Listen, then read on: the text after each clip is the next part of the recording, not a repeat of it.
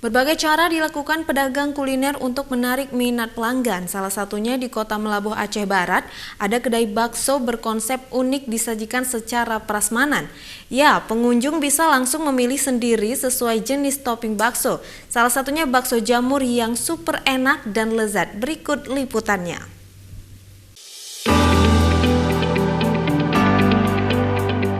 Inilah kedai bakso berlokasi di Jalan Guru T2, Kuta Padang, Kota Melabuh, Aceh Barat.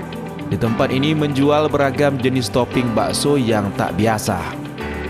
Dengan konsep yang berbeda, disajikan secara prasmanan, pengunjung bisa langsung mengambil sendiri sesuai jenis topping bakso yang diinginkan.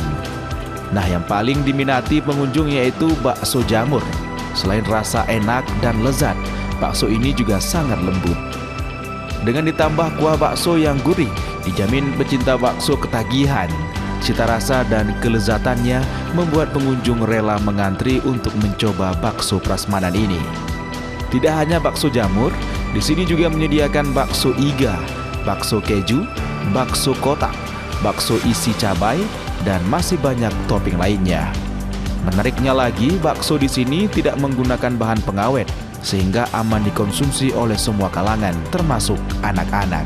Untuk rasanya di sini baksonya itu enak ya, dari mulai kuahnya, baksonya juga. Terus untuk penyajiannya di sini tuh unik karena dia prasmanan, jadi kita bisa pilih sendiri gitu pas ambilnya. Pemilik kedai mengaku nuansa berbeda seperti ini sengaja ia lakukan.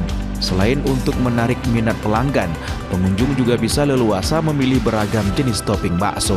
Bedanya bakso kami sama bakso lain-lainnya, kami tidak menggunakan MSG buatan ataupun sejenis kimia yang berbahaya lainnya. Jadi aman dimakan dengan segala jenis usia, terutama anak-anak.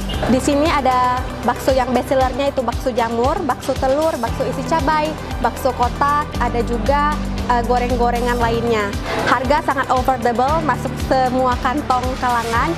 Untuk harganya Anda tidak usah khawatir, mulai dari Rp2.500 hingga Rp18.000 per porsinya. So pasti hemat di kantong, bukan? Dari Kabupaten Aceh Barat, Afsah iNews melaporkan.